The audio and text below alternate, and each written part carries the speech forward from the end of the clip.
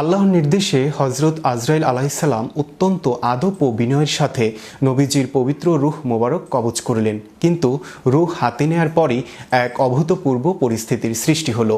আজরাইল আলাইহিসসালাম এক মহা চিন্তায় পড়ে গেলেন। এই পবিত্রতম রূহ তিনি কোথায় রাখবেন? এ নিয়ে আরও বিস্তারিত দেখুন ডেস্ক রিপোর্টে।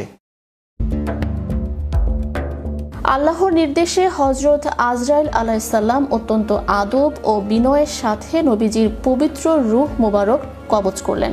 কিন্তু রূহ হাতে নেয়ার পরই এক অভূতপূর্ব পরিস্থিতির সৃষ্টি হলো।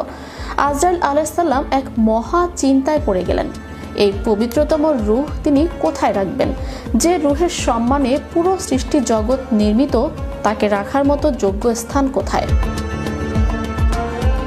আজরাইল আলাইহিসসালাম নবীজির রূহ মোবারক নিয়ে প্রথম আসমানে গেলেন।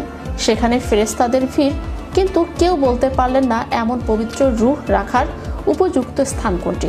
এরপর তিনি একে একে দ্বিতীয়, তৃতীয়, এভাবে সপ্তম আসমান পর্যন্ত প্রতিটি স্তর প্রদক্ষিণ করলেন।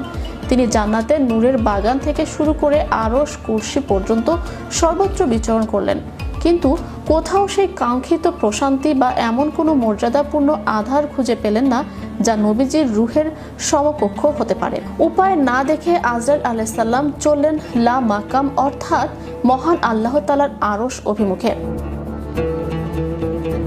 আল্লাহর আরশের ৭২,০০০ পিলারের চারপাশ দিয়ে তিনি ব্যাকুল হয়ে ঘুরতে লাগলেন, তার চোখে মুখে অস্থিরতা আর অন্তরে বিনয়। তখন মহাবিশ্বের অধিপতি আল্লাহ রাব্বুল আলামিন জিজ্ঞেস করলেন, হে আজরাইল, তুমি কি খুঁজছো?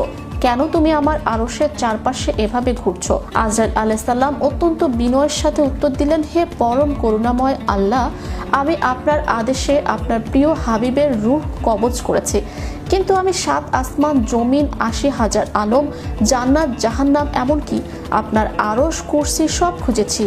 কোথাও আপনার বন্ধুর এই পবিত্র রূহ রাখার মতো উপযুক্ত ও পর্যাপ্ত সম্মানজনক স্থান খুঁজে পাচ্ছি না। কোনো জায়গায় এই রূহের মহিমা ধারণ করার যোগ্যতা রাখে না। আজরাইলের ব্যাকুলতা দেখে আল্লাহ তাআলা এক ঐতিহাসিক ও ঈমান দীপ্ত ঘোষণা দিলেন। আল্লাহ বললেন, হে আজরাইল, শুনে রাখো, আমার হাবিবের দেহ মোবারক ছাড়া মহাবিশ্বে এমন কোনো পবিত্র ও মর্যাদাপূর্ণ জায়গা আমি সৃষ্টিই করিনি যেখানে তার রূহ রাখা যায়।